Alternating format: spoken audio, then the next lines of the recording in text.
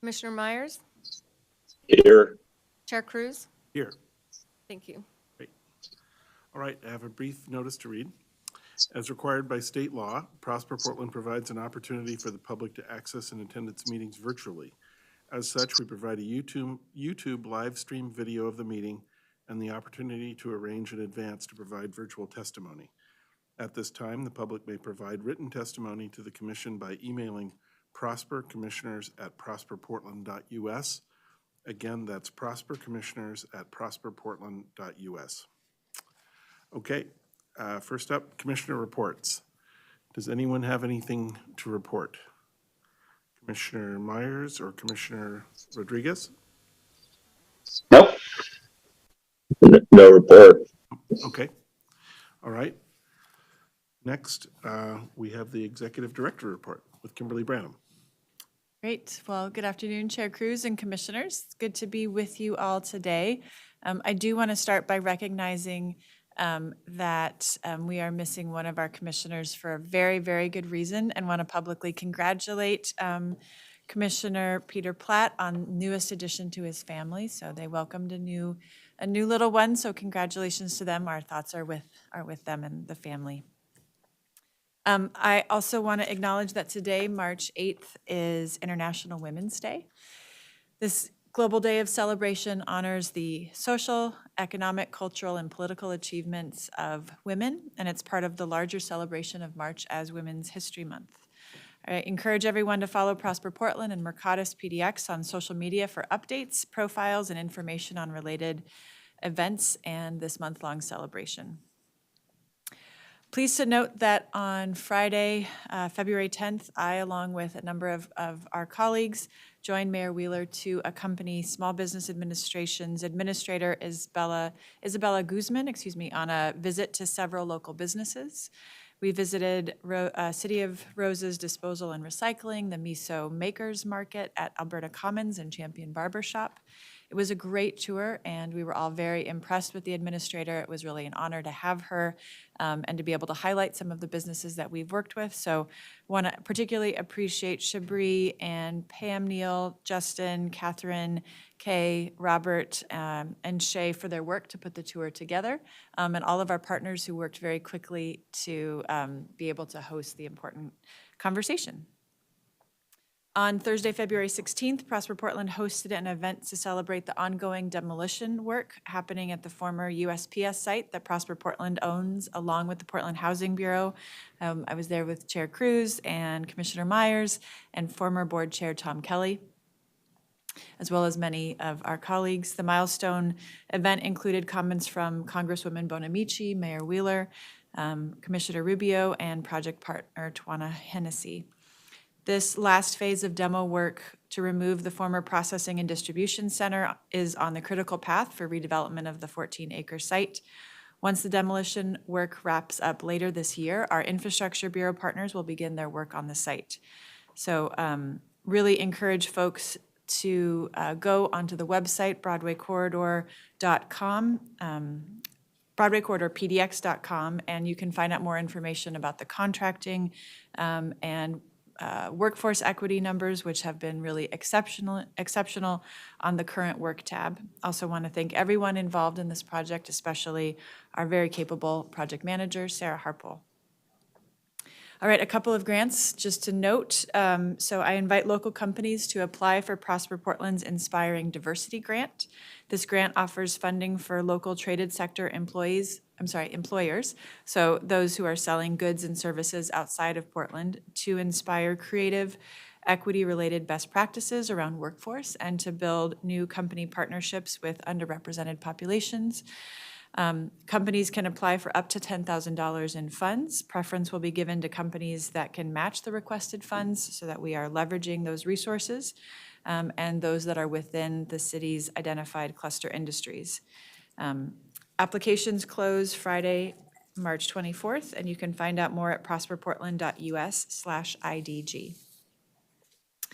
All right, speaking of grants, I also want to mention that our very popular Community Livability Grant Program will open next month. So if you are a nonprofit, involved in a nonprofit, or there's a nonprofit that you think would be interested, want to make sure that they are aware that we will be seeking proposals from community-based organizations for projects that foster vibrant and healthy neighborhoods and improve the prosperity of area residents and businesses. These are grants that can be used to support capital improvements, so improvements to buildings or space. Priority will be given to projects that benefit communities of color or people with low incomes and those that promote widely shared prosperity. We will offer 2 pre-application webinars and a grant application, and the grant application officially opens on Monday, April 10th. You can find out more information at prosperportland.us/CLG. Thank you very much. Thank you. Okay, let's see. Our next item is meeting minutes. Does anyone have any comments about the minutes? And if not, I would accept a motion to approve the minutes for the last meeting, February 8th. So moved. Oh, thank you. Do we have a second? Second. Great. Thank you. All right. All those in favor of approving the minutes, please say aye or indicate. Aye. Aye. Minutes are approved. Thank you. Okay. And Pam, do we have any public comment so far? We do not. Great, thank you. Okay, so next up, we have item 6. This is an action item adopting an update to the Prosper Portland Financial Sustainability Plan and authorizing an amendment to the Prosper Portland Financial Investment Policy. Adam Lane, Lisa Boif, Kay Little, and Bernie Karosky will present. Welcome. Chair Cruz, that was a mistake. That should be Tony Barnes, not Bernie Karosky. Oh, So, okay. my mistake. Tony, hi, welcome.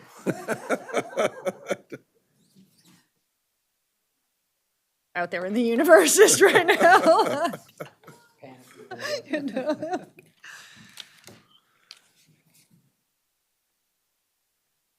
Right. Good afternoon, Chair Cruz, Commissioners, Director Branham. Good to see you all.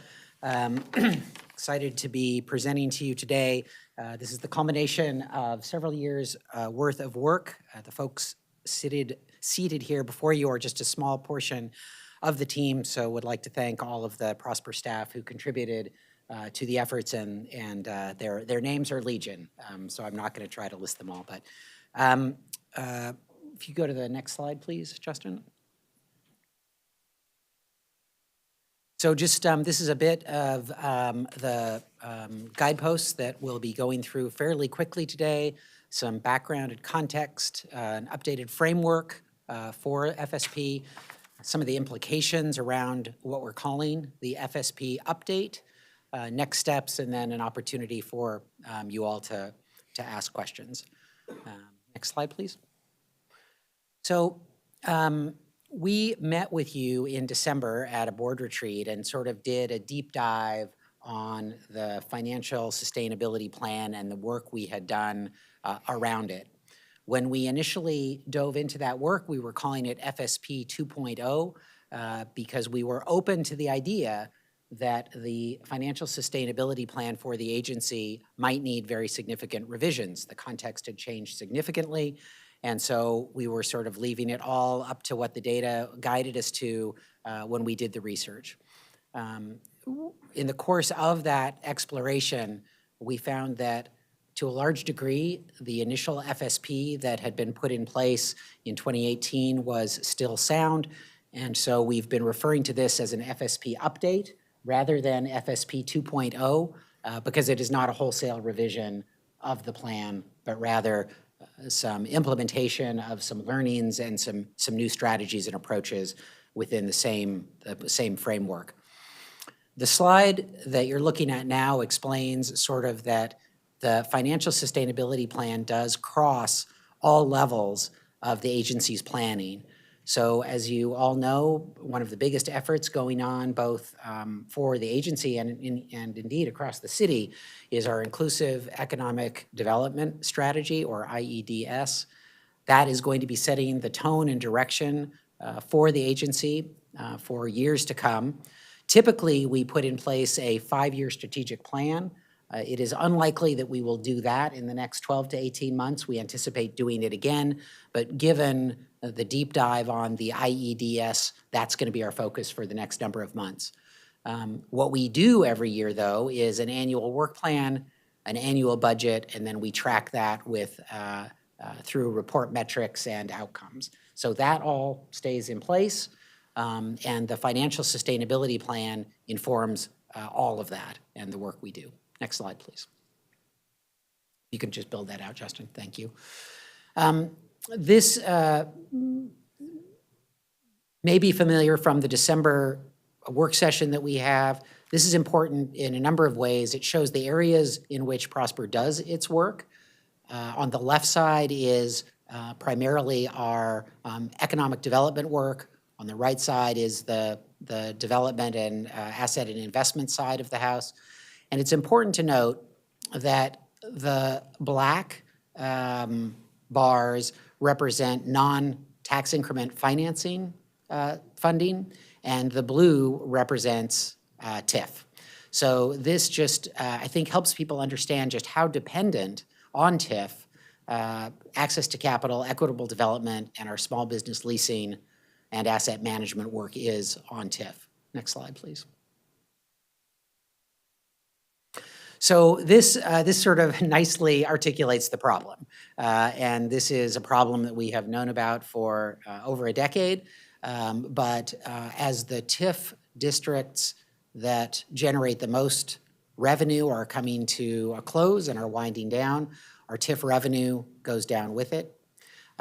There are some new TIF districts coming online, most specifically Cully now is up and running, but the proceeds from that TIF district will be quite small in the next couple of years, and will be ramping up on the sort of out years from here.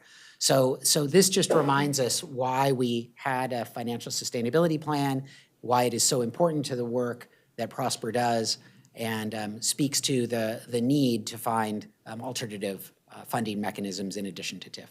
Next slide, please. So I think this is a good reminder of where we've been. So way back in 2015, the initial financial sustainability plan effort was launched. And in 2016, you approved a financial investment policy that guided the agency, really articulating the need for a balanced approach to infrastructure and grants and income-generating investments. That was a key element of that financial investment policy. There were many other pieces to it, but that was a key one.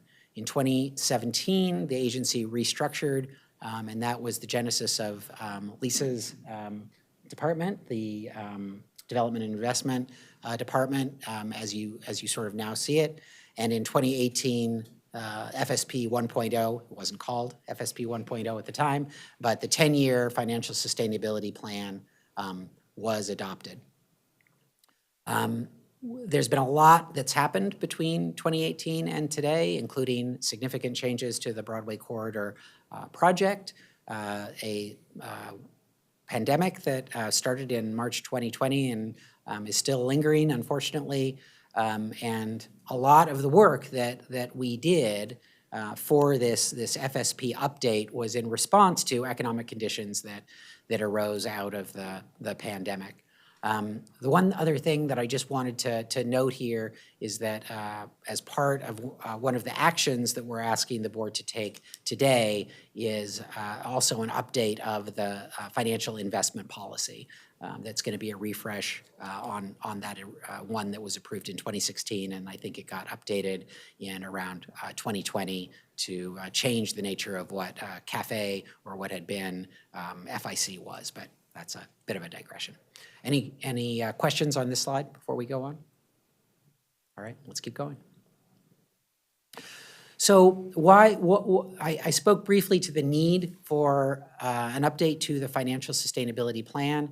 We all know that the financial and economic landscape was really turned on its head in 2020.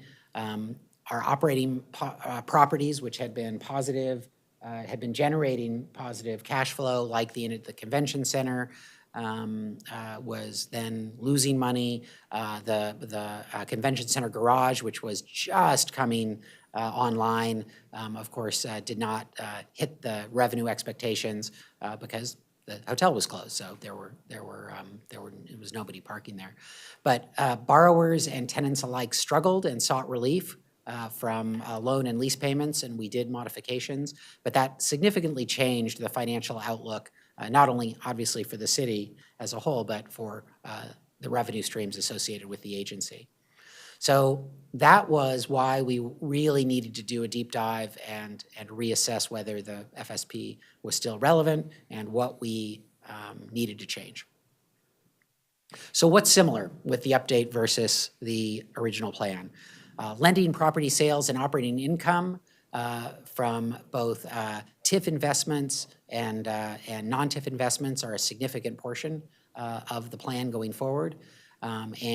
As we know, grants and infrastructure, it's easier to give money away than it is to invest money for both mission and financial return. So those things haven't changed, and we are asking for reaffirmation of the blended strategy, which we've been executing since 2015, which included all of the work being mission aligned, but some of it being through grants and infrastructure, but an important portion of that being on income-generating activities. What's new? So the new approach is more tailored to the current economic and community realities. Income-generating business lines and new loan programs needed, I think, better guidance to staff so we could both get dollars placed and scale those investments. So this new approach that we're recommending just has better staff buy-in. More people have been involved. We've got Kay and his team on the lending side of things have been just essential architects of this plan, whereas I don't think it was, the first plan was as grounded in our track record. Another important sort of aspect of this that Lisa will get into more detail is really thinking about how TIF investments, the timing of action plan investments, can be better tailored to reflect community processes, priorities, and market changes that can impact timelines. So that includes things like updated assumptions for a Broadway corridor. It includes a new approach to TIF districts in Cully, and just better reflects the realities that we're seeing today. Slide, please. All right, so as I've said, mostly the framework remains intact. There are some important differences, and Lisa's going to walk you through, I think, the first couple of strategies, and then Tony's going to take over after that. Thanks, Adam. Next slide, Justin. So good afternoon, Chair Cruz and Commissioners. I'm Lisa Abloff. I'm the Director of Development and Investment. And before we get going, I just want to echo something and particularly call out Shelley Hack, who has not been named yet, but in fact is the person who keeps an incredible number of worksheets and spreadsheets that interface with Tony's model. So she and Tony have been working kind of hand in glove, and I just want to honor kind of her prowess with spreadsheets is quite impressive. So with that, did want to take a moment. I think we wanted to walk through at a high level kind of what are the buckets and the components within this framework, and then we're gonna dive into them each in greater detail. Yeah, Justin, you can just run through it. Don't run through it. Go to the end where they're all up. Yep. Nope. Apparently they don't all go up. Okay, let's go back then, Justin. Sorry. Apologies for our technical challenges. So the framework still has 4 buckets. I think one of the key components is kind of what sits in 1 and 2 used to all be lumped together, and we've done some intentional work around separating them, and then a lot of work thinking about what could occur with a strategic investment fund, and that is some of the amended language to our financial investment policy that you see before you today. But item number one is we know we have ongoing commitments in particular TIF districts that are alive, active, and have clear kind of commitments to action plans, particularly in Old Town, Lents, Gateway, and North Northeast. And then we have other areas that have ongoing obligations that we can't kind of pool into a strategic investment fund or place elsewhere. And so we want to acknowledge that and kind of stay true to that. Next bucket, Justin. In the yellow circle, what you have is this concept of the creation of a strategic investment fund. That fund is pooling of resources that are not needed to deliver on our TIF district area commitments. And they become available for citywide placement, whether that's through working capital lending to real estate lending through to real estate investments. Bucket number 3 is a lot of work that Tony's going to speak to in further detail regarding, are there other sources of revenue stream that we should be pursuing to similarly kind of continue to hold our business lines and delivery at kind of a similar level of service, and a grant analysis that says, are there, largely on the public side of the shop, are there grants that we should be pursuing, and what does that tell us about our internal operations? And bucket number 4, Adam touched on this, but we see 2 major sources as we think about financial sustainability in bucket number 4. One is what is affectionately called the boomerang, but it is that there are property tax revenues that return back to the city as our partner and kind of our deciding entity around our economic development activities, and a commitment of a portion of those funds back into economic development activities for the city of Portland, and then also new TIF districts, and Tony will touch on those in a bit. Next slide, Justin. So now we're going to kind of walk through each chapter. So we're going to walk through in greater detail each of those bubbles that we just showed. So this first bubble is a reflection of the ongoing commitments that we have in TIF districts. Again, these are largely committed by action plans. That being said, we also have ongoing commitments in places like Central East Side or North Macadam, where there are ongoing resources and the community has kind of laid out clear priorities on an annualized budget cycle. And what you see described in the information is that each of the action plans has very different kinds of goals. There's some similarities, but they have very distinct goals that are tailored to the conversation we had with community, where in Gateway, those are geographically focused through to North Northeast. Those are really focused on ensuring kind of stabilization and wealth creation within communities that were displaced by early TIF investments.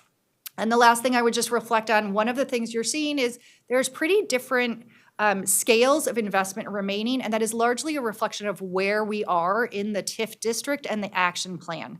So whereas in North Northeast and Gateway, we have a significant amount of resources remaining, in areas like Lents, we've really kind of spent through a significant portion of the commitment that was made in the action plan. Next slide, Justin. So this slide then shares that information in a different sort of way. What it talks about is what is the type of funding that's coming in to fund those action plan or other strategic commitments. And then what you see in the pie chart on the right is, and how are we proposing to use those funds? And this is a model. So this is, you will be approving on an annual basis this budget, but this is kind of a projected model that says, if we follow past track records, how would we be placing the resources in each TIF district?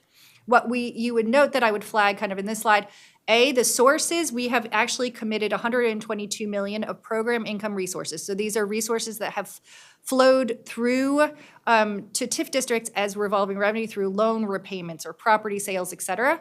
$122 million of those resources we are dedicating to keeping our action plan and strategic priority kind of investment commitments whole. And then what you see on the right side that I will flag, because I just want to acknowledge, it puts the grants and infrastructure number at a higher number than the 20%, is we have captured Broadway corridor investments in demolition and infrastructure in grants and infrastructure, just because any land sales kind of sit outside of our model window, and so we wanted to be transparent about it. If you net those investments out and kind of anticipate a future land sale into the model, that returns closer to the low 20s, someplace in there. Tony can correct me. And then the last thing that I would flag, Adam mentioned this, we're really looking at kind of a blended investment approach. So you see there's a portion for grants and infrastructure that are anticipated to go out and not have kind of a revolving function. We have investments in things like property acquisition and largely our real estate loans that we have seen perform historically to closer to 2% rather than a market, kind of closer to market rate of 6%. And then our working capital loans to small businesses in our TIF districts have performed closer to 6%. So this is kind of a blended model of placing investment. Next slide, Justin. So now I'm moving on to what was the yellow bucket. So bucket number 2 around this concept of program income and the recommendation of creating what we are now calling a strategic investment fund. So just at a high level, again, these are resources that in the past have flowed through to kind of our each TIF district fund, but are uncommitted. So we have no obligations tied to them, et cetera, and they are revenues that come directly through loan repayment or property sales. We are pooling those into a strategic investment fund. Next slide, Justin. And are proposing that the strategic investment fund actually get captured and that we have clear guidelines in the financial investment policy. So this is one of the actions that is before you today, together with the approval of the financial sustainability plan update. And we would maintain that strategic investment fund with kind of the following parameters and conditions. That uncommitted program income as it flows through to kind of TIF districts going forward would be transferred into this fund so long as they're not obligated under our action plans and other commitments. That operating properties, when stabilized with the potential to generate net operating income, would be transferred into this fund. That the fund balances will be used only for income generating activities, i.e. we want this to be a revolving fund, not kind of a one and done level of investment. And that therefore grants and infrastructure are not an allowable use because they would not create a revolving fund that we would then be able to place citywide. Next slide, Justin. So some early ideas, this kind of is consistent with what we shared at the December retreat. Some early ideas are really falling into 2 buckets of work. And this is largely in response to what we've heard as community needs as we're out there and they're like, wouldn't it be great if you guys could do this or offer this kind of program? And that it's citywide. So the 2 things that I would flag is kind of both. We're trying to be responsive to where are we seeing gaps in the market, and really critically, it would no longer be kind of constrained to TIF constraints and to TIF districts in the way that we have in the past. So the first important bucket is Kay and his team have been doing a lot of work around about how do we increase access to capital for private and community partners, and that is both on a working capital side as well as on a commercial real estate side. And so this is one of the follow-on activities that you'll see us come back with. It would allow us to really grow the pool of funds available for working capital loans to businesses. To date, we've really been limited to kind of a very small city-funded pool together with our EDA funds, but it would really open that up. And that is one of the things being called for in the Inclusive Economic Development Strategy. I think we're interested in the opportunity to kind of contribute to a seed fund. And then on the commercial real estate side, we know things like TIF can't actually be used for third-party acquisition, but there's a lot of interest within kind of the community around how do you stabilize and create wealth creation opportunities through property acquisition, all the way through to kind of real estate mezzanine financing. And then on the other side of the equation, I think we are also interested, TIF is pretty constrained about how we buy assets because largely they're assets to put into kind of redevelopment over time. But we have also seen that things like ground floor retail space or commercial space or the Inn at the Convention Center can address kind of market gaps that maybe you don't have in particular market areas and make some of the real estate that's available more affordable to folks versus the market. And then I do think there's a lot of interest around the potential for acquiring industrial buildings with the intent of strategically tenanting them. We hear a lot about the need for shared kitchen space amongst small businesses who can't afford to do that on their own, and so they're interested in doing that in a coalition or consortium. Next slide, Justin. And with that, I think I'm handing it off to Tony. Thanks, Lisa, and good afternoon, Chair Cruz, Commissioners, Executive Director Branham, Tony Barnes, Finance Manager. So I'm covering the next couple slides that include, I think, the third bubble and the fourth bubble, the third one here being the research and identify new funding sources. And this is really a comprehensive look, a review of all potential funding sources that might not have been addressed as part of the initial financial sustainability plan. And that work was conducted over the last year or so in really three main engagements. First being with consultants D.A. Davidson, reviewing kind of a landscape analysis of what might be missing from the initial financial sustainability plan. They've concluded that we're mostly on track, but the report's findings that we could explore new or reallocated tax revenues or resources for development capacity. To build on the D.A. Davidson work, Eco Northwest did a deeper dive on the analysis of taxes, which included background tax rates and related estimated revenues from those different taxes. For example, the business license tax or motor vehicle licensing or transit tax. The had some sensitivity analysis to show what different levels could be available. Finally, we engaged with the CDFA, Council of Development Finance Agencies. Their report includes an outline for potential funding opportunities that could be applied for by creating a Community Development Financial Institution, CDFI. The report identified various federal grants that could be pursued, including technical assistance or other federal grants from Department of Housing and Urban Development and other federal agencies.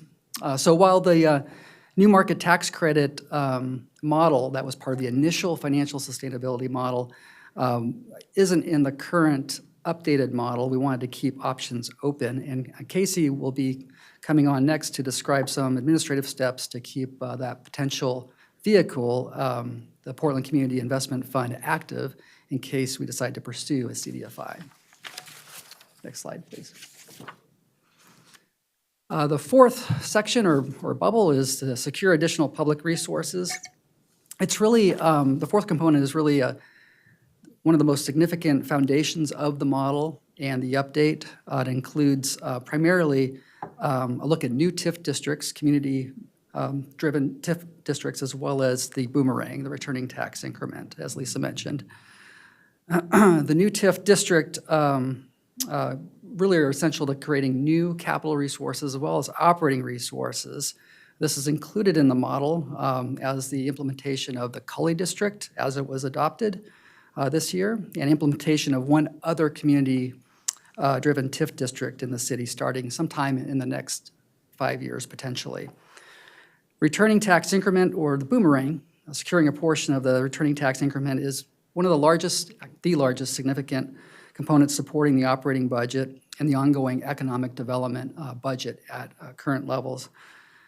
This was currently identified in the budget note adopted by City Council in 2022. The first resource is becoming available in the 24-25 fiscal year budget if allocated by City Council.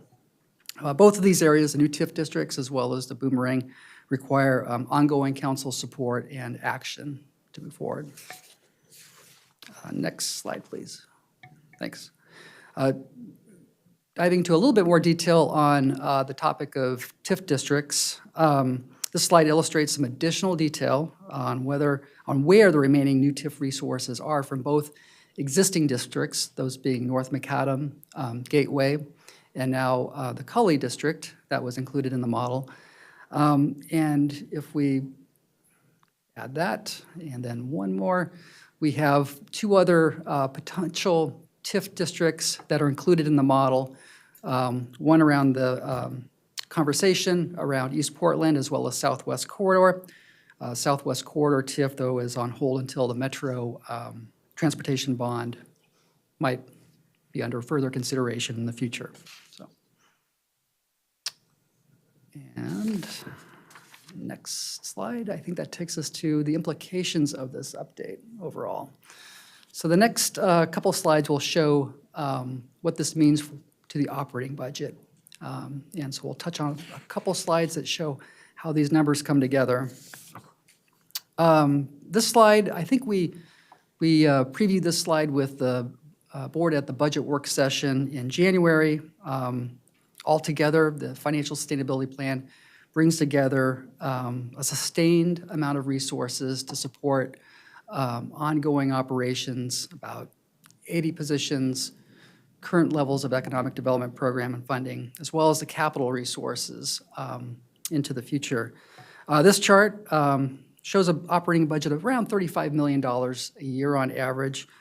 And as shown in the forecast, the existing resources here, shown in blue, are our existing resources available from general fund, cannabis, existing TIF dollars, federal community development block grant funds that are declining over time, mainly as TIF districts, the existing TIF districts, are spent down.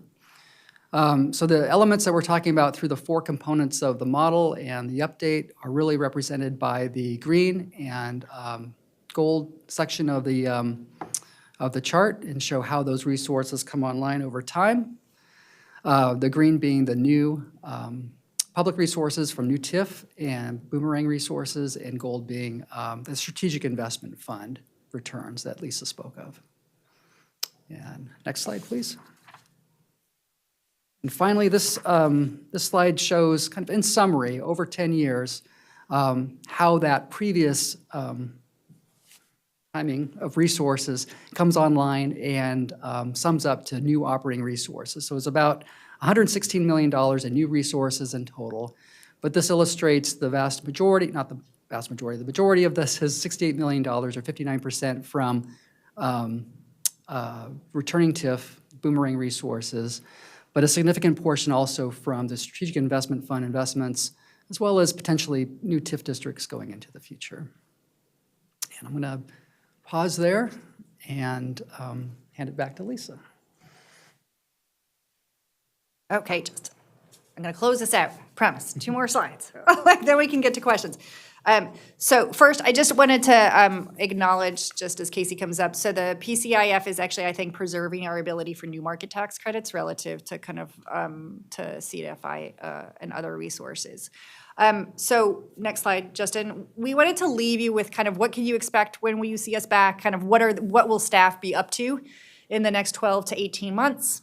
So one of the things, not only have Shelley and Kay kind of been lifting up a massive spreadsheet model that they are working on with Tony, but in fact, they are also looking at kind of the chartering of how do we create new and revised loan programs. Kay kind of spearheaded all of our work around our working capital loan programs. We've really seen kind of a change and an uptick in demand based on those changes that we made.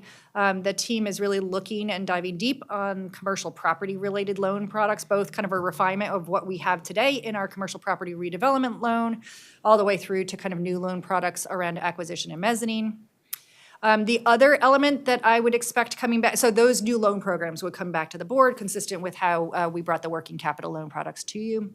The other area that I would anticipate we are coming back to you on is currently our real estate-based policies, whether that's around leasing or acquisition disposition, we're largely kind of assumed a very short hold period or hold through to development. As we're looking at the potential for longer-term hold periods of operating income properties, we feel like it's important that we need to review our real estate policies and see what needs to be updated. In a parallel with that, particularly for those properties that we have modeled as generating net operating income, we really want to dive deep to understand their capital asset needs. What are the capital kind of expenditure reserves that we need to be putting in place so that these assets can continue to operate to the benefit of community and operate financially over time, and to inform kind of hold versus sell strategies. And if there are, we know we have remnant properties, there's kind of particularly in partnership with our bureau partners, but we know we have remnant properties and kind of making sure that we're disposing of those properties as districts close out.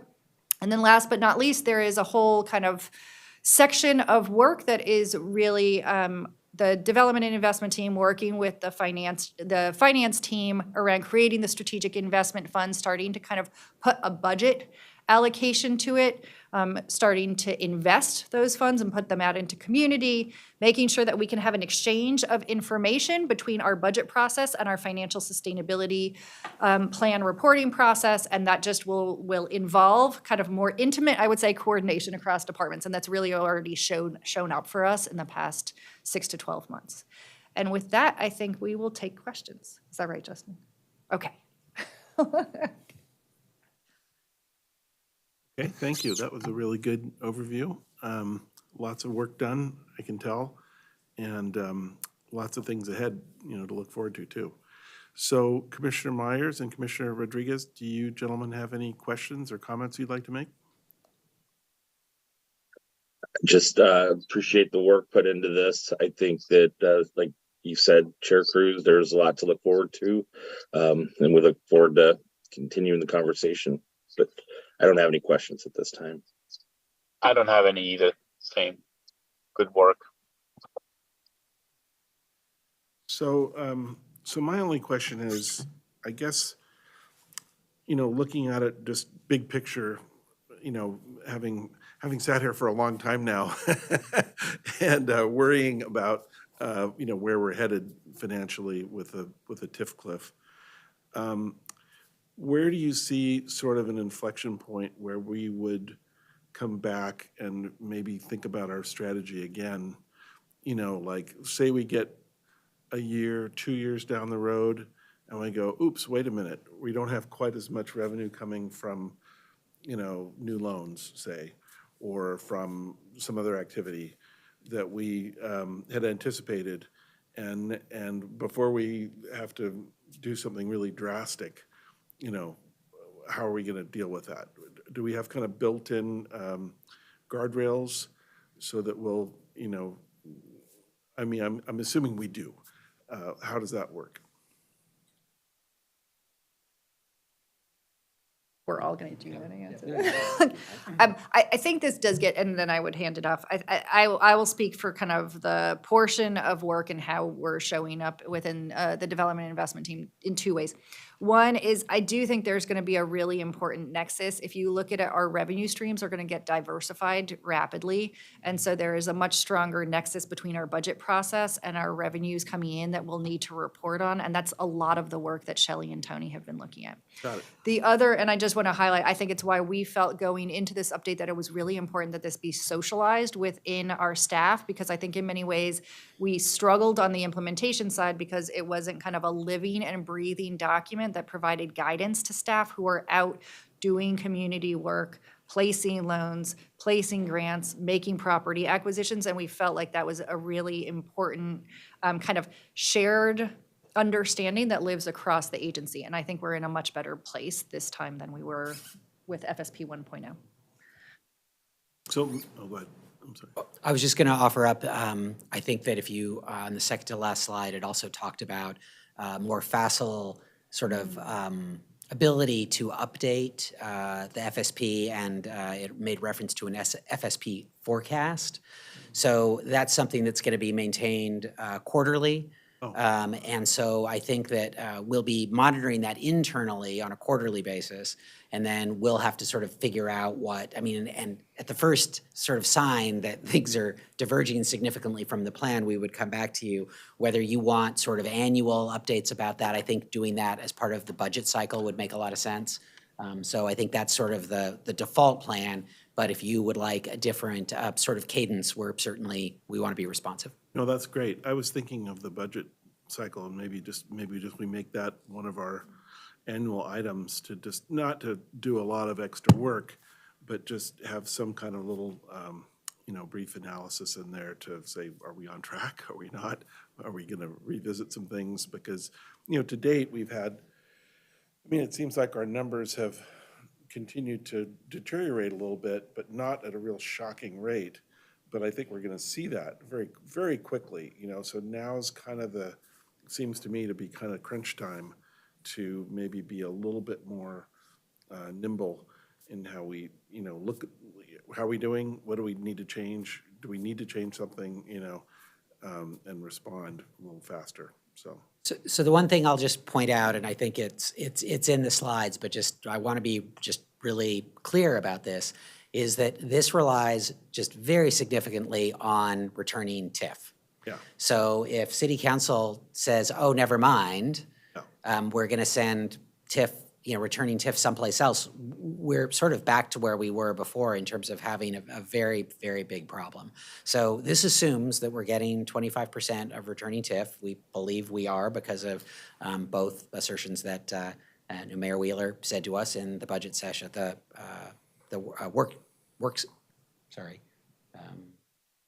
treat, thank you, as well as the budget note. I don't feel like that's a stretch, but that is essential to maintaining services. Commissioner Rubio up to speed on that now as our new person? She is. Yeah, Yep. okay, great. Yeah, okay, great. Thanks. Appreciate that. That was a great presentation. Thanks, and thanks for all the hard work on that. It's ongoing hard work. We appreciate it greatly. Yes, you haven't voted yet. Gentlemen, would anybody like to make a motion to approve resolution number 7477? So moved. Second. Thank you. All right, all those in favor? All right, Aye. Aye. passes unanimously. Thank you. Sorry. Two phases here. Okay. All right, now, next, we're going to adjourn the Prosper Portland Board meeting and convene the Portland Community Investment Fund Board meeting.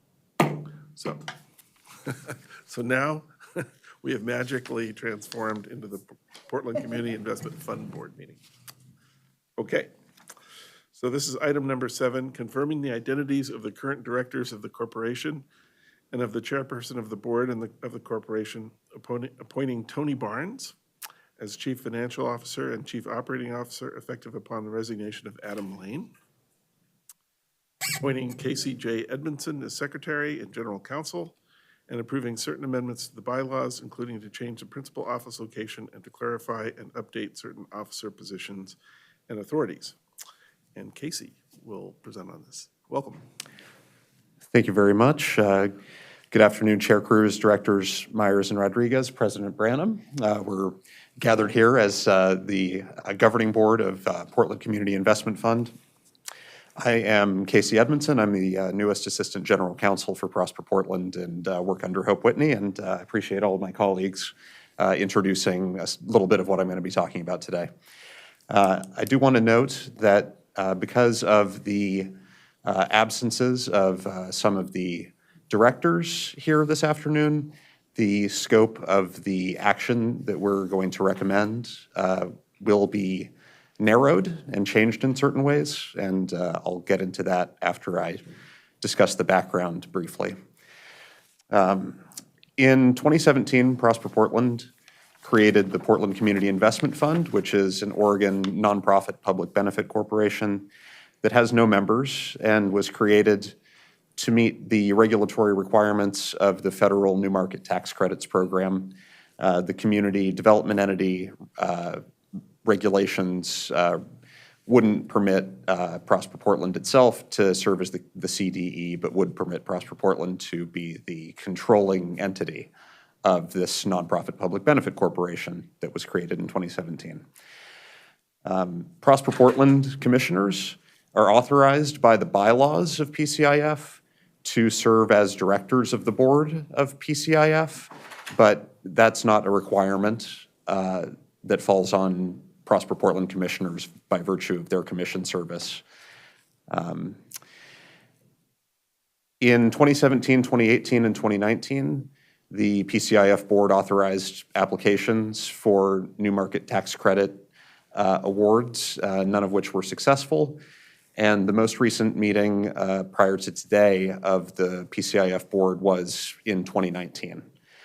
There is an advisory board separate from the board of directors that meets for PCIF in connection with New Market Tax Credit activities, but is not generally obligated to meet as a corporate governing body for PCIF.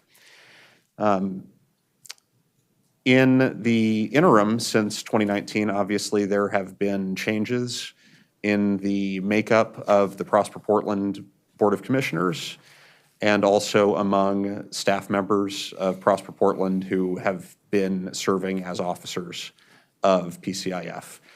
And accordingly, for governance purposes and to make sure that there's proper stewardship of the entity, to position it in the future to be used for potential New Market Tax Credit applications down the line.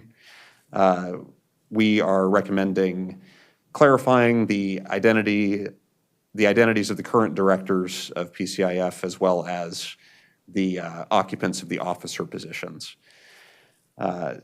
The agenda that was delivered to you had a draft resolution that anticipated we would have 5 PCIF directors here.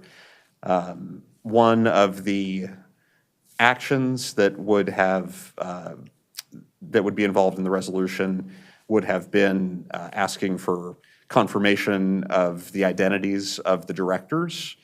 And we think that it would not make sense to confirm that people not present are directors of PCIF, so accordingly would recommend limiting that item to confirming that the directors present at the meeting today are among the directors of PCIF.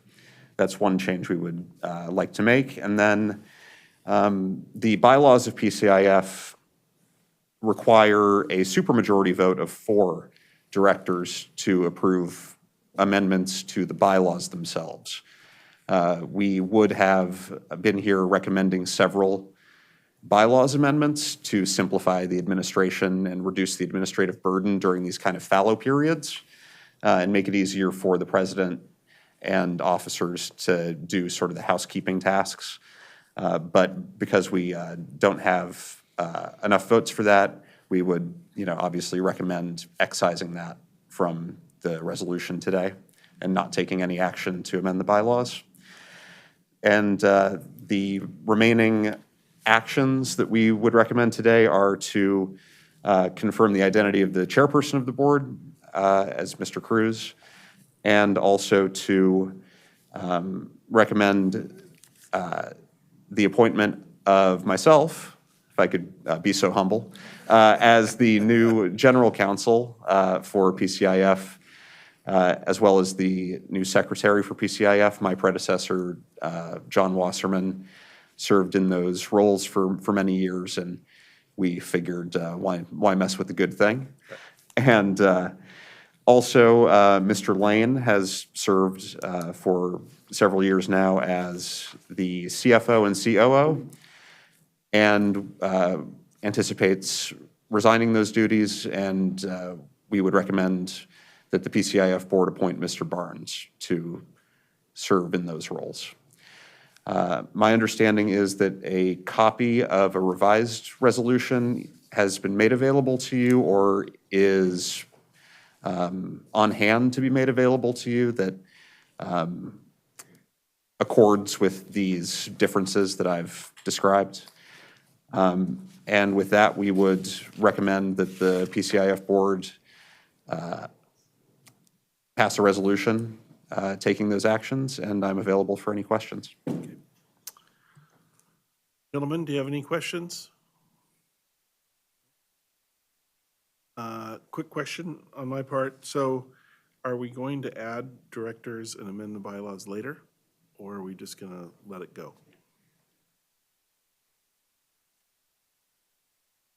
I think that it would make sense to move forward with the bylaws amendments at a later time. I mean, there's no hurry, right? But Right. we don't have any activity in it anyway. Right, Right now, right. so- My understanding is that Commissioner Platt has already served as a director of PCIF and is a current director, and that Commissioner Stoudemire Wesley is willing to serve as a director of PCIF and, has been briefed on the matters that we wanted to address. And were there support for that, it would lessen the administrative burden. So taking one more stab at it would probably be a stitch in time that saves 9. Great, great. So maybe we can, when everybody's going to be here, if we could ever predict that, we'll try again. So, okay, sounds good. Any other comments, gentlemen? No? Okay. Would somebody like to make a motion to approve resolution number 5? That's the PCIF resolution number 5, I should say. As amended? As amended, yes. Yeah, so moved. Thank you. Second. Thank you. All right, all those in favor? Aye. Aye. Passes unanimously. Thanks very much. Appreciate it. Thank you very much. Okay, so with that, we'll now adjourn the Portland Community Investment Fund Board meeting and reconvene the Prosper Portland Board meeting. Okay. All right, so our next item is number 8. This is an action item authorizing a grant agreement with AM/DRI Willamette LLC to fund greenway improvements in the North Macadam Tax Increment Finance District. And Joe Molesky and Brian Moore will present. Welcome. Thank you, Chair Cruz, Commissioners, and Director Branham. I'd actually like to thank you for the opportunity to recognize a bit of a milestone for the South Waterfront. As you all know, the South Waterfront, also known as the North Macadam TIF District, has been the site of major investments, both public and private, for quite a number of years. And the agenda item we have in front of us is for requesting the approval for a grant agreement with AM/DRI Willamette LLC, that's Alamo Manhattan, essentially. Next slide, please.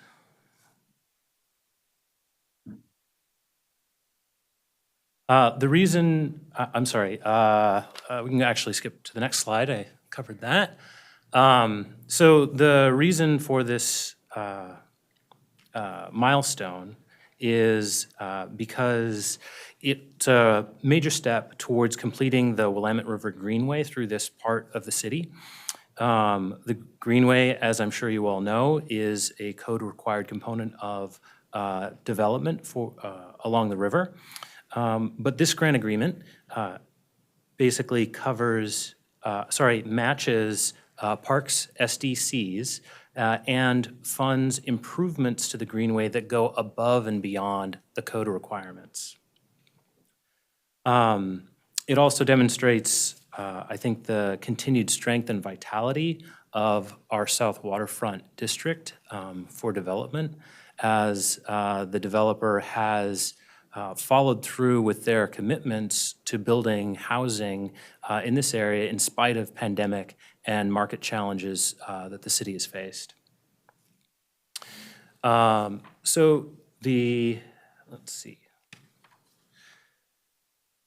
For a little bit of organization of how we're approaching this, Joe and I are going to co-present this agenda item. And I provided a little bit of information about the grant agreement and how it's aligned with our strategic plan.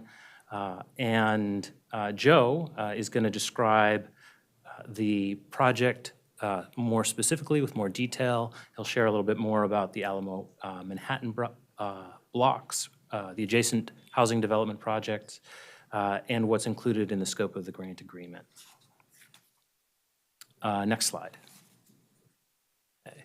And we'll go ahead and just skip to the next because I already provided the background with that slide.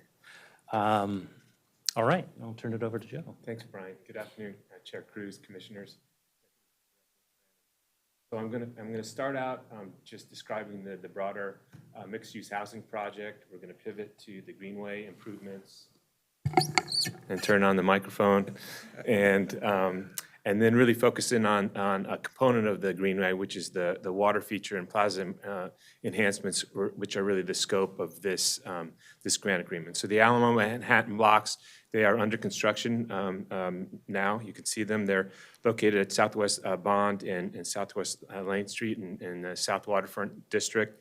They're on approximately 10-acre parcels that are comprised of 4 blocks, 41, 42, which are under construction right now, and then future 44 and 45. There eventually will be 5 buildings constructed with 1,200 units of housing, and of those, 119 affordable housing units. The project includes 22,000 square feet of commercial space, which is in need in South Waterfront, and they're hoping to attract a grocery use in that space. The 2 larger buildings, which will be 23 stories, high-rise with 4 levels of parking are adjacent to the river. And then they'll have 3 buildings which are 5 or 6 stories, which are wood framed and will have subgrade parking as well. The Alamo Manhattan blocks will, and I'm going to show a picture of this, which will be easier, extend the street grid and the greenway that we're going to show on the next slide here. So this is a rendering of the Alamo Manhattan blocks at full build out. Really, blocks 41 and 42 are under construction right now. This will include street extensions and transportation improvements on the South Portal, which will improve access and egress to the South Waterfront District. This will also add very visible 650 feet of greenway improvements that will connect South Waterfront to the existing greenway and create riverside park space and trails to the benefit of the South Waterfront community. The Alamo Manhattan Blocks project represents a $500 million investment by our partners at Alamo Manhattan. In addition, Phase 1 has created 500 construction jobs, and of that, 40% are either minority and or women employees. The construction schedule is ongoing, so blocks 41, 42 in the Greenway will be completed at the end of this year, and then the remainder of the project, 44 and 45, will be completed in 2025. Next slide, please. The Greenway improvements really implement the vision of the South Waterfront Greenway Development Plan, which was completed back in 2004 and led by Portland Parks and Recreation. They did an extensive public outreach that was over a year and a half period of time that reached out to the community and all stakeholders to identify desired design features within the Greenway improvements. Alamo Manhattan will continue to own and operate the Greenway, and there'll be a public easement through the Greenway. The Greenway includes significant bank stabilization as well as habitat restoration through use of native plantings, and creates value for the local wildlife. There'll be a dual trail system for bikes and pedestrians, and some of the Greenway features, as Brian mentioned, are really above code requirements, such as this interactive water feature and plaza enhancements, which is the scope of this grant agreement. So this grant really matches the Park and Rec SDC credit award for Greenway improvements. Next slide, please. This is a rendering of the Greenway from the river that'll be installed adjacent to the Alamo Manhattan blocks. You can see it's going to be a very dramatic feature in South Waterfront. The Greenway will provide connection and walking and biking trails and river views that will be an asset to the South Waterfront District as well as the city. The location of the interactive water feature subject to this grant agreement will be aligned with the extension of Abernathy, which is in between the buildings and in the adjacent Greenway. Next slide, please. This is a plan view of the proposed plaza with seating around the interactive water feature, which will consist of 12 vertical fountain jets. There's a picture to the right of a similar type feature. The water feature will be a beautiful addition and dynamic feature of the Greenway Plaza. Next slide. The grant agreement is between AM, DRI, Willamette LLC, and Prosper Portland to provide TIF funds for the interactive water feature and plaza. Bureau of Labor and Industries evaluated the water feature project and determined that it is not a public works project. The business equity and workforce equity policies will apply with goals of 22% construction costs allocated to certified firms and 14% those costs to disadvantaged businesses or minority business enterprises. There will also be workforce equity hiring goals of 30% minority and 50% women workers, and that includes both apprenticeship and journey level hours. Alamo Manhattan will coordinate with Prosper Portland's construction project compliance manager on implementation of these policies, and there's liquidated damages for noncompliance.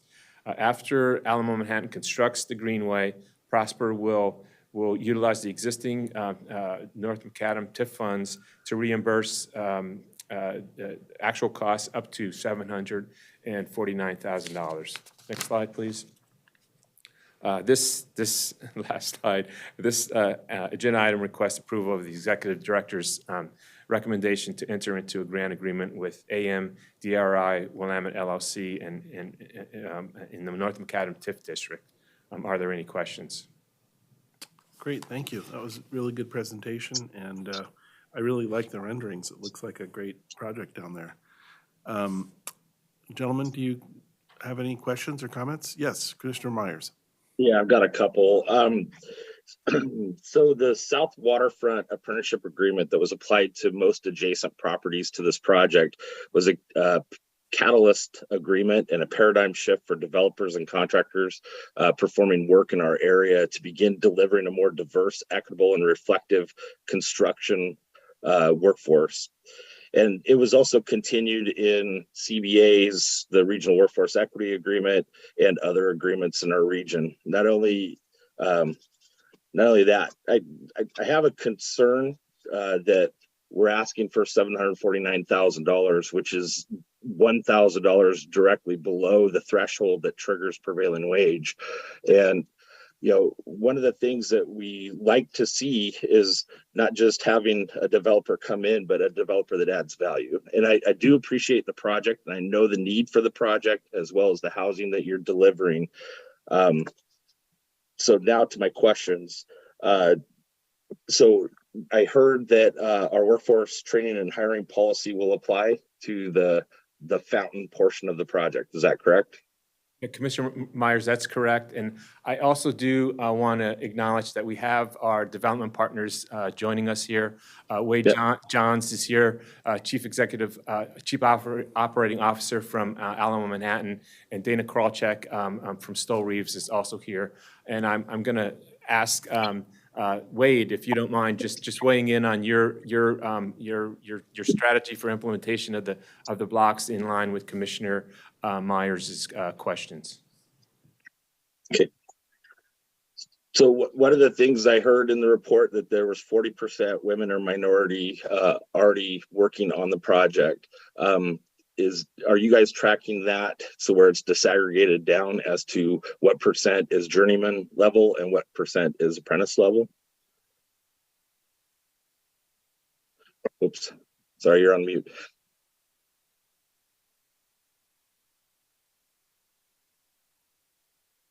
Yeah, so right now we have right at a third, 33% of our subs have apprenticeship programs.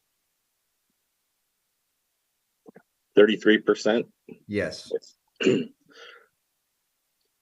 So are they at journey level then of the 40% that we're talking about are women and minorities? I mean, it sounds like you're tracking some of that information already, which is great.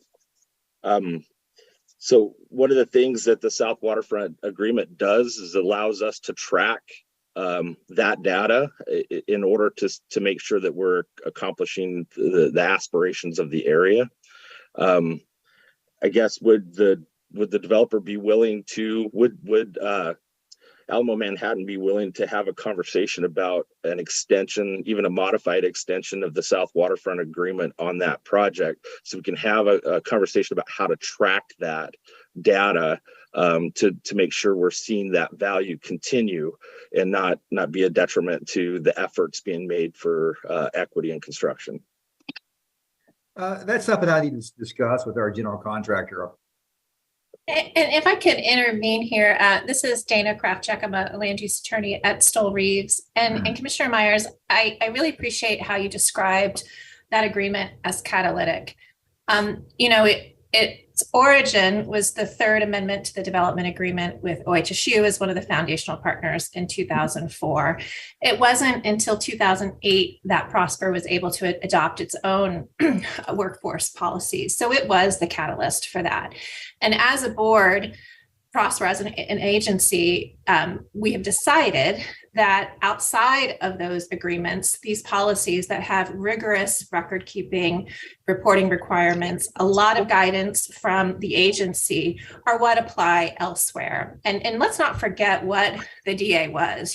It's been in place for over 20 years. It's been amended. I think we're on number 11. And now there was a lot wrapped into that, opportunities and obligations, which is why that agreement was appropriate there.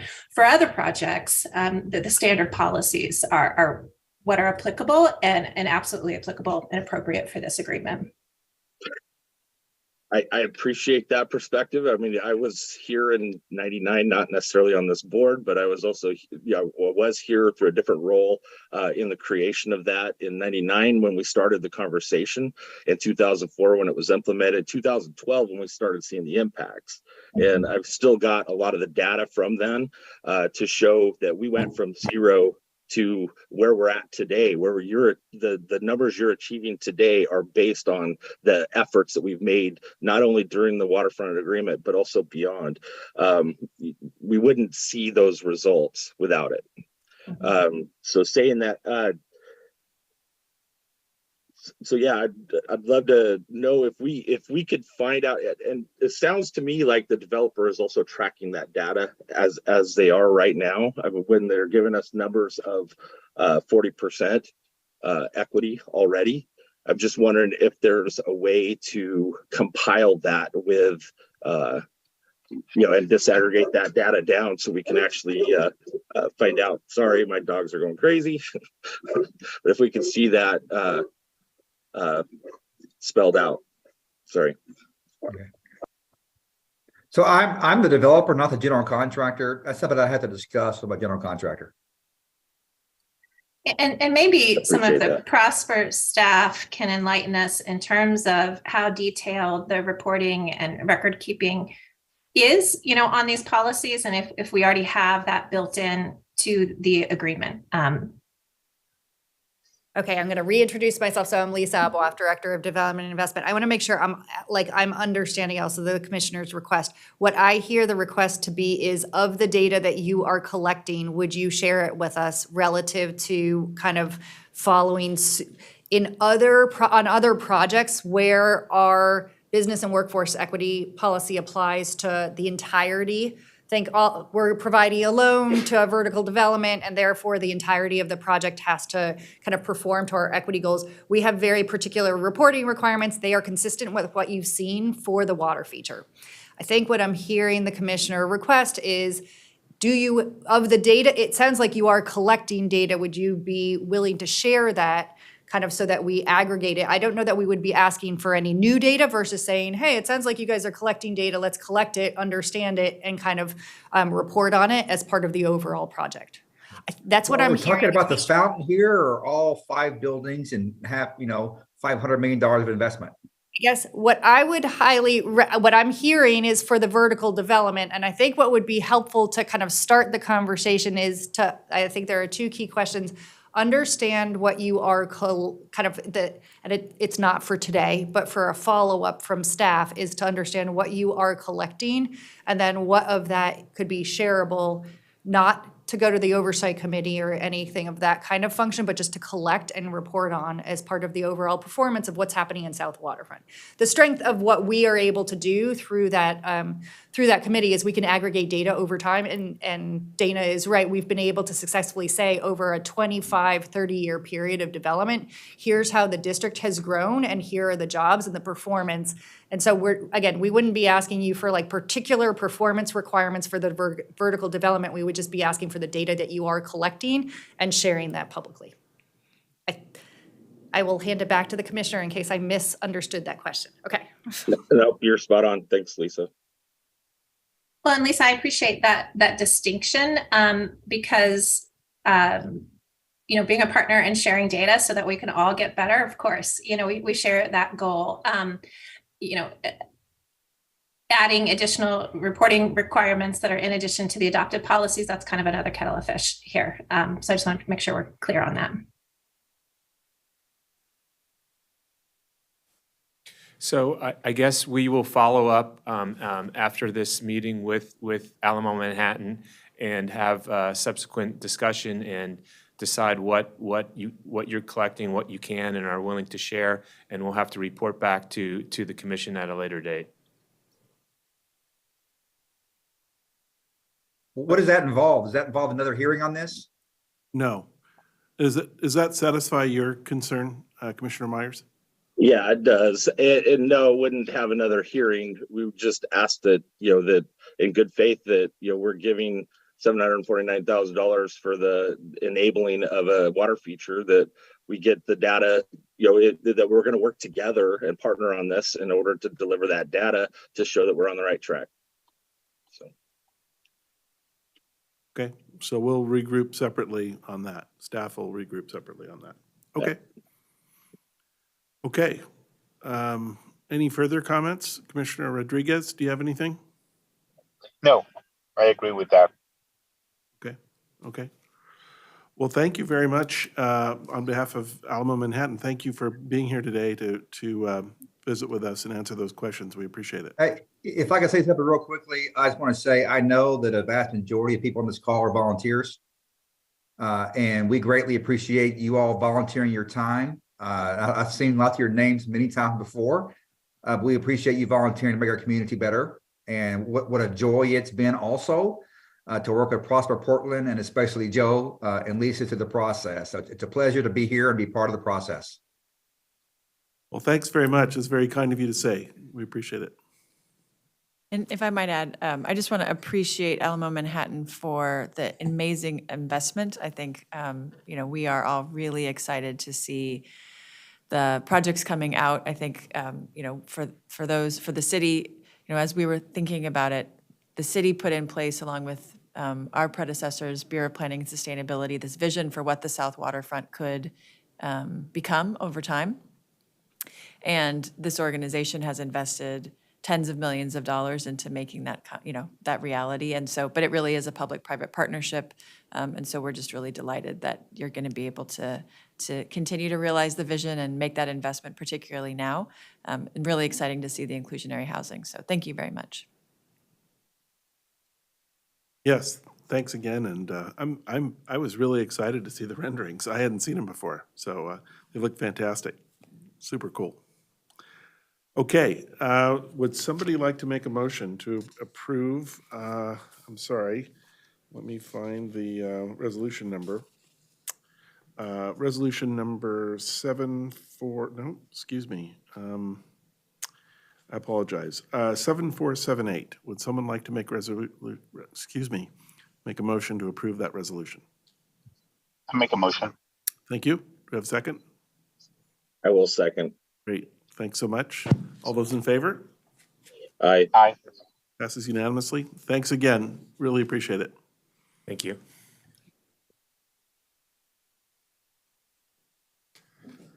Okay, let's see. Next up is item number 9. This is an action item authorizing an intergovernmental agreement with Multnomah County for the administration of the Property Fit Program. And Shelley Hack will present on this, and other folks as well.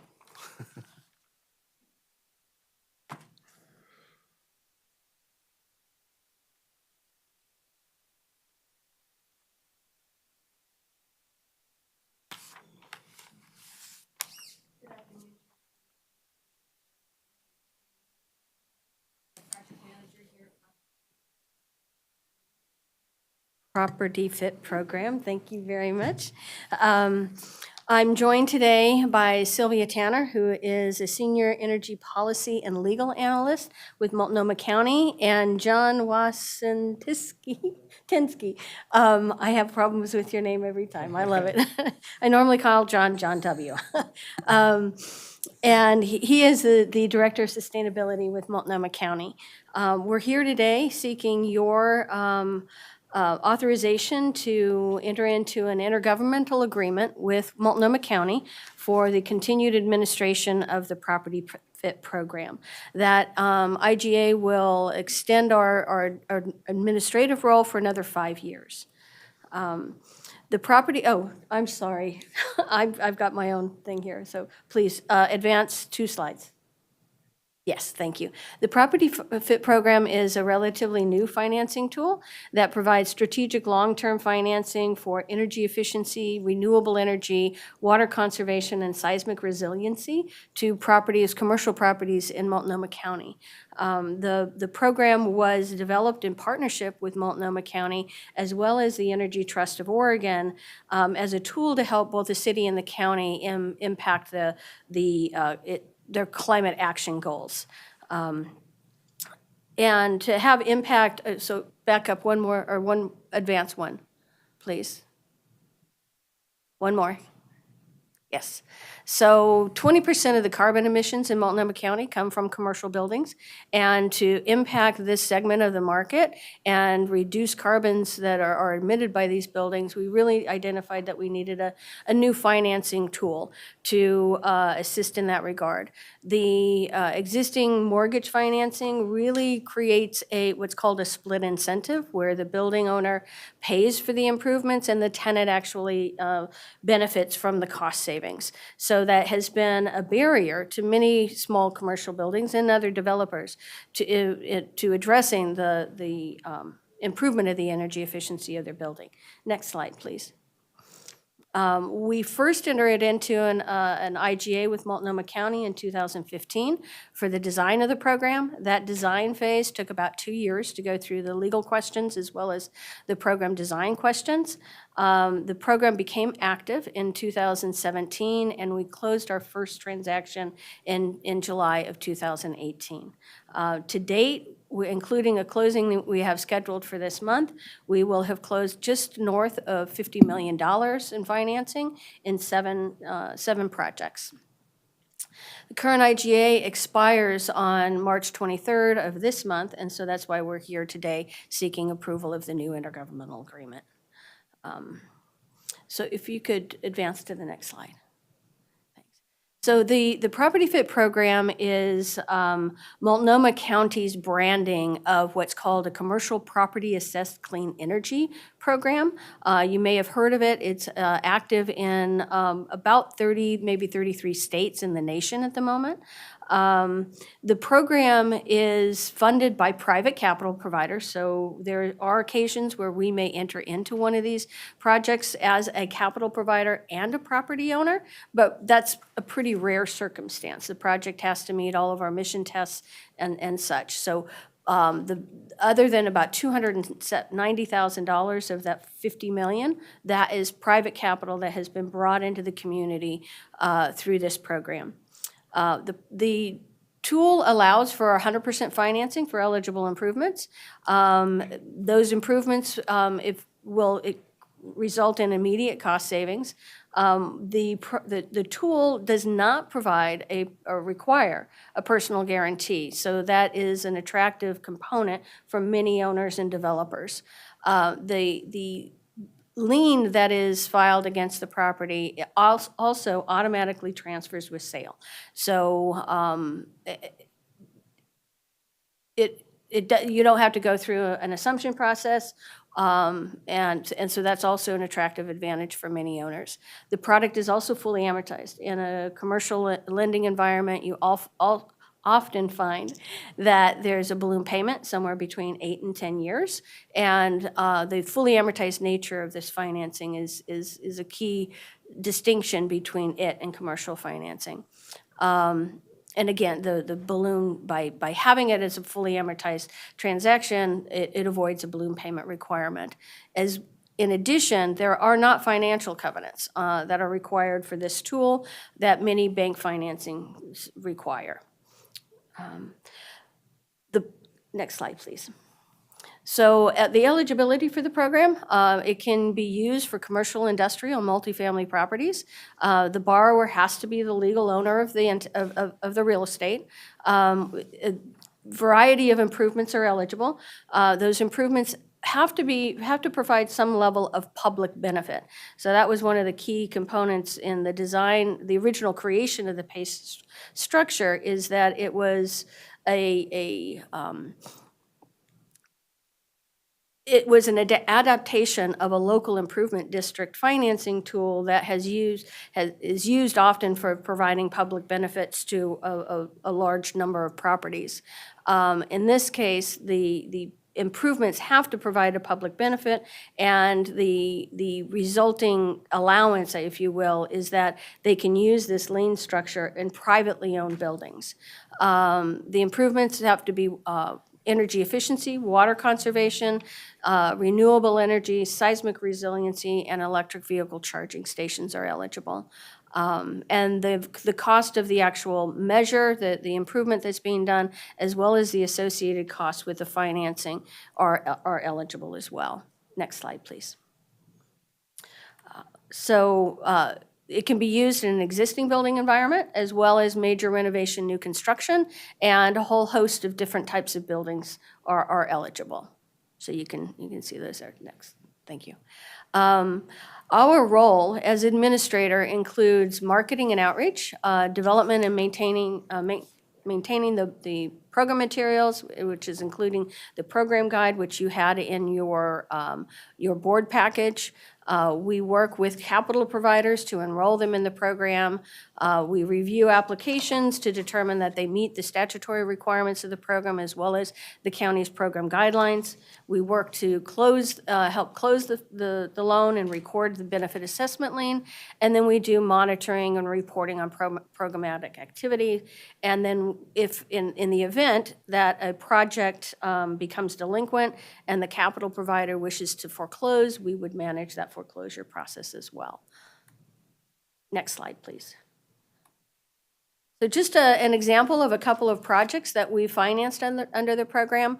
The Neil Kelly Design Center. This is a project that is an example of one that we financed through Prosper Portland. We acted as both the capital provider and the program administrator. It was a $297,000 transaction that hit on actually every single one of the eligible components. There were energy upgrades. They put solar on part of their building. They did water upgrades as well as seismic resiliency, and they installed a couple of electric vehicle charging stations. So next slide, please. One of the really exciting projects that we were part of, or are part of, was the construction of the PAE Living Building Project. That's an example of the project being used in a new construction environment. This is the first project. Well, excuse me, it's not the first project, but the developer led a project where a number of different investors came together. The project is a 58,000 square foot living building, which is the largest living building in the world at this point. It included energy upgrades. They have an on-site water treatment system that provides potable water to the building. They recapture rainwater and then other water for gray water, excuse me, for landscaping and other appropriate uses. They have solar array, both on-site as well as a community solar, and that project, or that solar provides all of the energy that's needed by the project, this building, as well as supporting energy needs of a 189 affordable housing unit project called the Renaissance Commons. It was also built to seismic standards required for hospitals and fire stations. So it's really an amazing project. Next slide, please. An example of the use of the tool in an existing building major renovation was the KEX project, which was a $3.5 million transaction, which our resources or the Property Fit resources were used for lighting upgrades, HVAC, as well as some seismic upgrades. So, and next slide, please. You know, and we've learned quite a bit about the program and over the last 8 years now. You know, we've adjusted the default collection mechanism because we found that the original mechanism that was allowable under statute was not attractive to capital providers, and it was actually a barrier to some capital providers entering our market. We've adjusted some of our maximum financing eligibility as the market has matured. We've also refined our technical standards. One of the areas that we've noticed is that as the project or the program has matured nationally, that the capital providers are starting to have gravitated towards the larger projects, just from an economics perspective. They can make more money on the larger deals. And so as those capital providers are gravitating towards the larger projects, we have a question and a gap in our market about how do we serve the smaller buildings in our community. And so that's one of the areas that we'll be working in partnership with the county over the next year or so and trying to figure out how do we tweak the program, how do we find different capital providers in order to fill that gap in the market. So with that, I will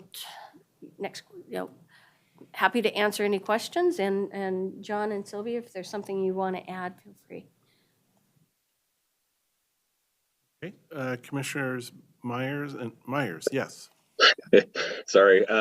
Hey, I have one quick question. Has there been collaboration with the Portland Clean Energy Fund on this to find those projects that meet the criteria of PSEF, so we're not duplicating funding, or if we're complementing funding? I mean, has there been conversation with them? Oh, yes. In fact, the manager of PSEF was a staff person with the county that helped to go through the design of this program. So we have been in close contact with them.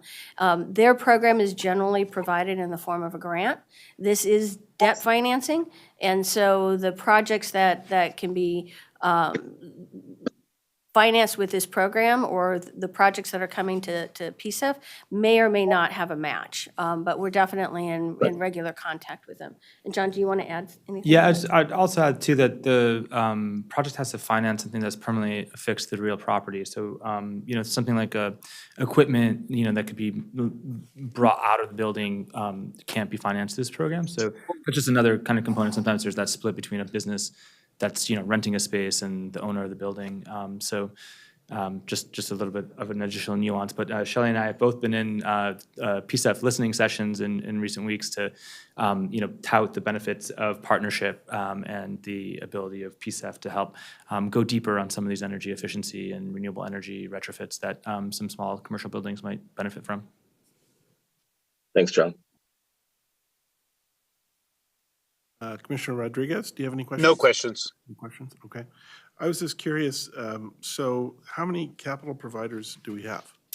We have, I can count them, we have approximately 8 capital providers that have enrolled in the program. We have one capital provider other than ourselves that has actually closed some deals. Got it. We have 2 capital providers right now that we're in conversations with that have applications pending.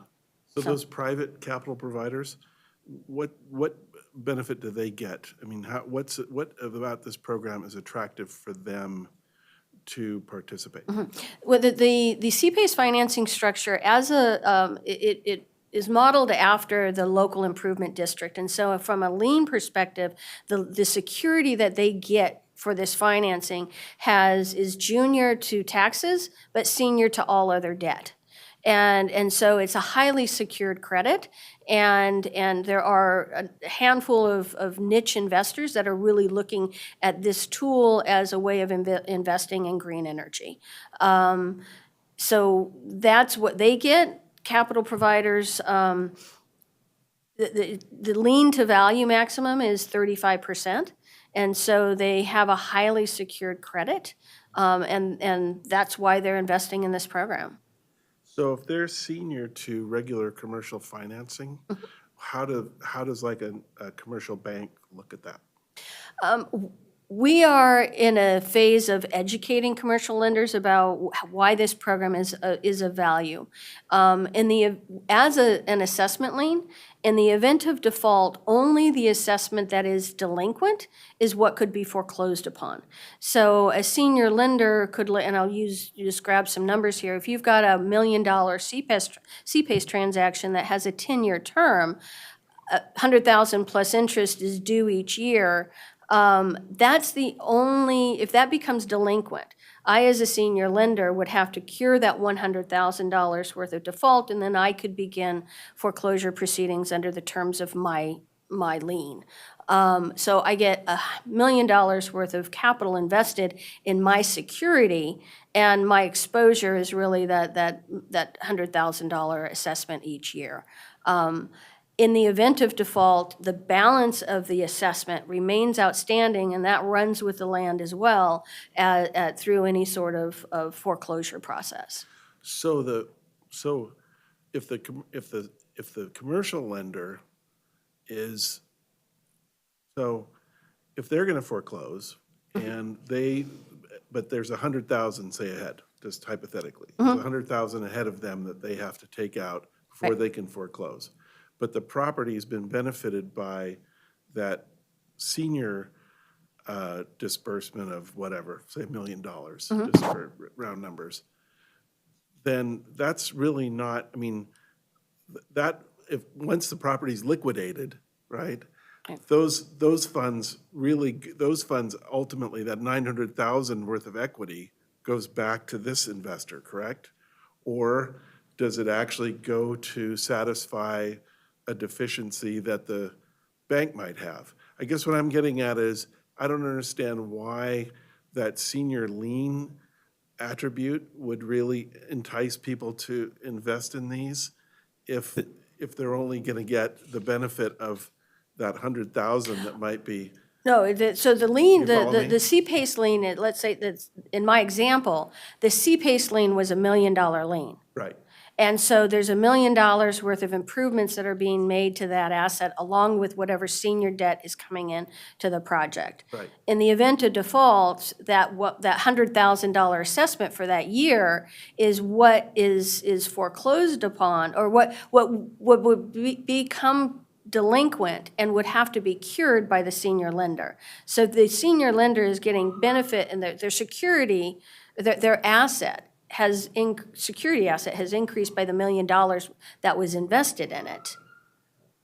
And The lien would also survive foreclosure as well. Right. And so, Okay. like, Right. if Got it. the lien would continue Got it. after Okay. after foreclosure, yeah. Okay. Right. Also, we do require, the state Thank law you. requires that if there's a primary lender on the property, that there would be informed consent. So they would have to actually sign off on Yeah. any new debt that's senior to them prior to the execution of the loan. Okay. Okay, all right. I won't ask any more obscure questions, but. we can sidebar this too. I am interested in how this program works. Yeah, okay, we can talk. Okay, all right. We've got So- some wonderful webinars on our website that have a commercial lender, a This is what I developer, do. I capital can't help provider. myself. Okay, no, great, I love it. Okay, all right. So shall we go ahead and vote then? Might I just say something Yes, before? please. So I just want to recognize the longtime partnership that exists between Prosper Portland and Multnomah County, and I really appreciate our partners at Multnomah County. I think this is an example of something that has been in the works for a long time, but just really meets both our collective climate goals, the seismic resilience. That was a great addition to it.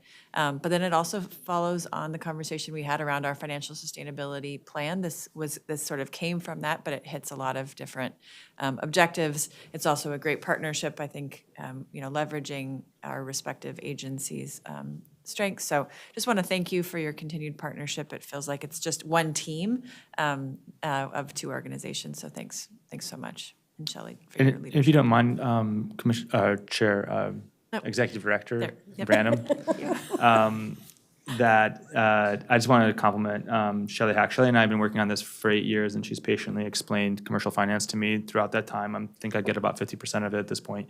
And she's just a tremendous asset to this team, and I'm sure you all know that already, but I just wanted to put that on the record and thank the Prosper Portland on behalf of the county and behalf of Chair Vega Peterson for this partnership.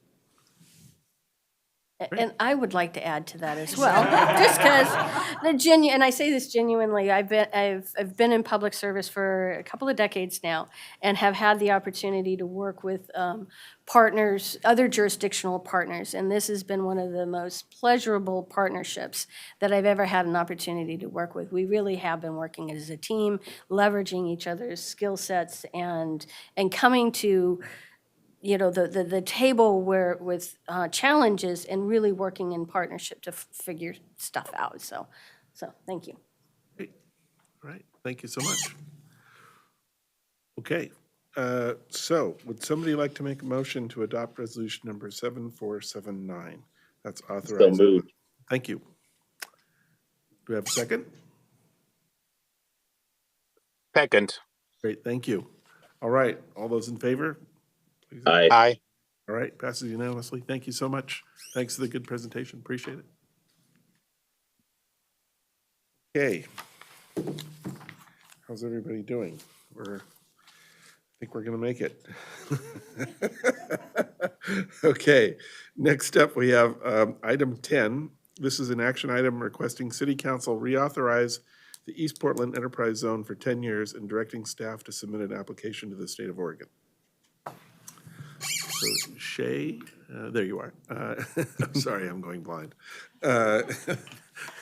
Well, thank you, and I hope not, but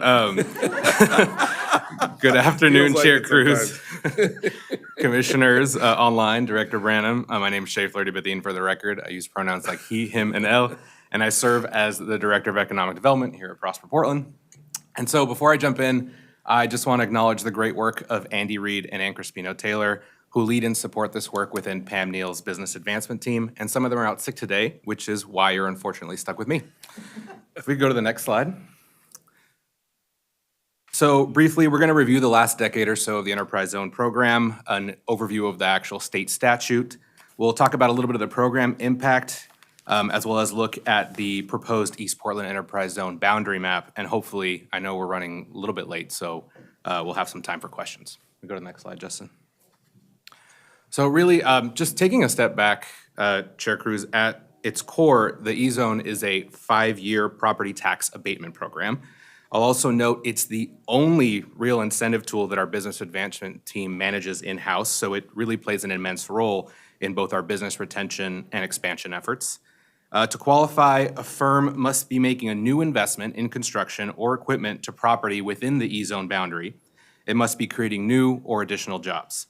And so once a company enters the program, it will receive that full tax abatement on all qualified property for up to those 5 years, but only as long as they're accountable and complying to annual program requirements.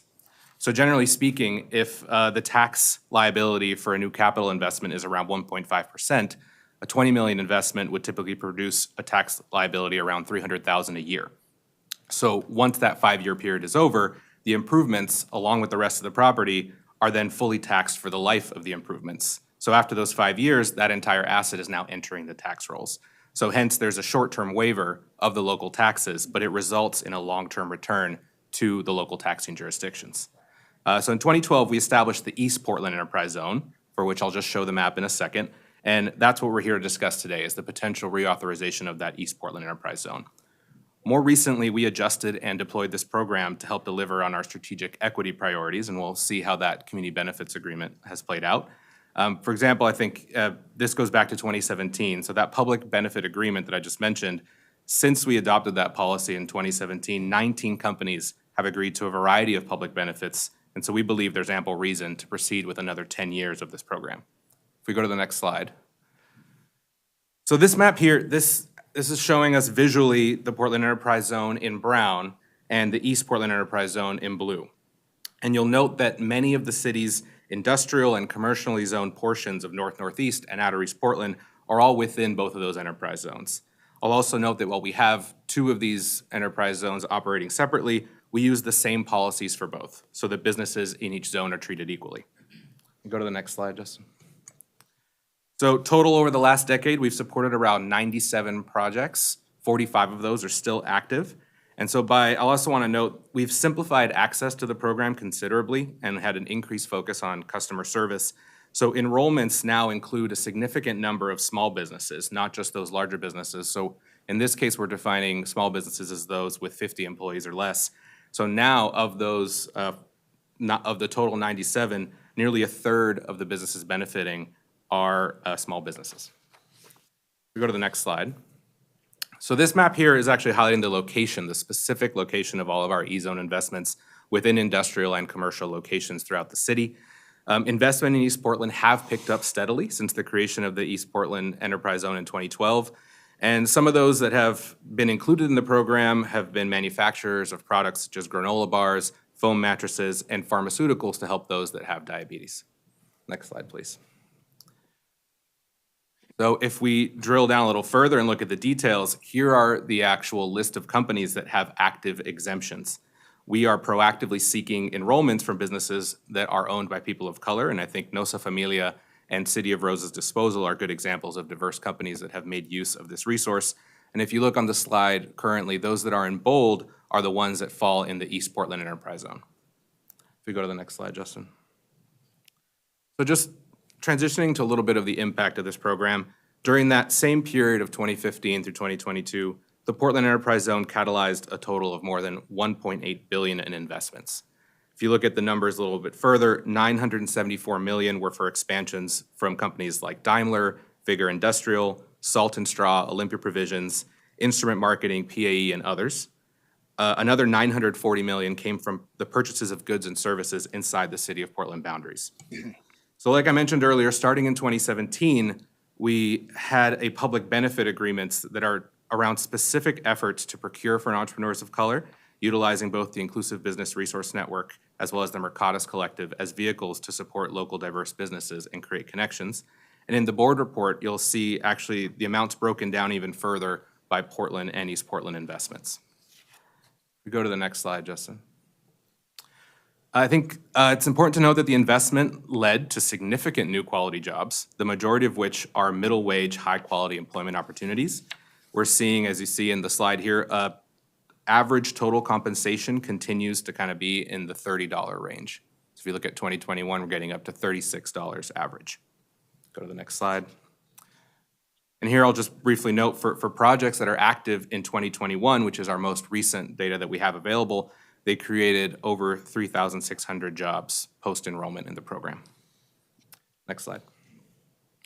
So I want to speak a little bit more about how we translate this program into benefits for our community. One way this happens is that companies pay 15% of their tax savings into the Workforce Training and Business Development Fund that support programs such as our Inclusive Business Resource Network and our partnership with Oregon Manufacturing Extension. On those projects where companies are saving at least $1 million in taxes, there's an additional 5% on those tax savings that are paid to support employers with the employees in those companies with transit or childcare needs. And starting this year, E-zone companies are also being plugged in and connected to equity training to employees, and as they have to participate in our umbrella pledge program, Portland Means Progress. So they can participate in internship programs for BIPOC youth through Emerging Leaders. Many have also joined supplier diversity roundtables as part of Portland Means Progress. So we're excited to see the alliance and connection between both programs. Lastly, and I think pretty importantly to us, is that companies must do yearly compliance. They must complete Department of Revenue and local agreement compliance with both quantitative and qualitative data on performance, job numbers. And we manage those processes with Multnomah County, Business Oregon, and the Department of Revenue. And I just want to note that the team take compliance very seriously. We go to the next slide. Just want to pivot a bit from the business culture change, the public benefit agreement conversations, and just note that there are other financial impacts. In exchange for the $1.9 million in foregone tax revenue in the last tax cycle, we can take this one-year snapshot and notice that there's 3,600 new jobs, which kicked off approximately $11.5 million in Oregon income tax revenue and $137 million in procurement within the city of Portland. So over the years, we've done this analysis, and we believe that the financial payback to local jurisdictions is about 5 years after the tax incentives come back into the tax rolls, apart from all the numbers you see here. We go to the next slide. Again, noting how the companies pay into public benefit, how they're paying into public benefits also impacts our overall economic development programming here at Prosper Portland. Here specifically, you're seeing how E-Zone funds contribute into the capacity of some of our major business lines that complement city general funds and other non-TIF sources to fund some of the programs you see here. Enterprise zone dollars often fill the gaps and can create a continuum of services that are important for our communities. So we've been able to use and leverage E-Zone for a number of these programs, either to start new portions of the program that we know are needed before we ask for city general fund dollars, or just to kind of support those programs in leaner years. If we go to the next slide. I think it's also important to note that all of this work is guided by the Oregon statute and the Oregon legislative process. So since just this January, Senate Bill 134, which would extend the program statewide for a number of years, does appear to be on track for a positive outcome. And I'll just note, it's been one of the City of Portland, through our Office of Government Relations, one of the highest priorities for our legislature this session. We go to the next slide. And with regard to the timeline, I'll just note that, speaking to reauthorization, we find ourselves on the last bullet of the list that you see on screen. So if we have your support today to pursue reauthorization, we are then scheduled to present to the Port of Portland Commission in mid-April and City Council later May and later this year. So I think if we go to the next slide, Justin, I'll just close by saying, we've completed kind of the state's required analysis of the census tract data, and staff does believe we're in a position to retain the current East Portland zone map as you see it on screen without any edits during this reauthorization, but we could be open to edits in the future. I think that's everything. We can open for questions or comments. Great, thank you. That was a great program, or great presentation, and it's really a super program and obviously a really effective tool. Commissioners Meyer and Rodriguez, do you have any comments or questions? No questions. Okay, thank you. All right. And then I was happy to hear that the state side of this is on track too. So that sounds like it's coming together. And when will that be announced, or do you know? I don't know the exact date. I'm not sure if you know when it's going. But we track the same, our authorization would be for 10 years, and then that's right. Theirs would be for 10 too, would be in sync. That's right, and we do see good movement. I think most of the mayors across the state have sent in letters of support for the program. Great, thank you very much. Okay, would somebody like to make a motion to adopt resolution number 7480? I make the motion. Thank you. Second. Thank you. All right, all those in favor, please say aye. Aye. Great, passes Aye. unanimously. Thanks very much. Okay, I think that's it for today, unless somebody does anybody have anything else? Nope, okay. All right, there being no further items on the agenda, the Prosper Portland Board of Commissioners meeting is now adjourned. Thank you. Bye.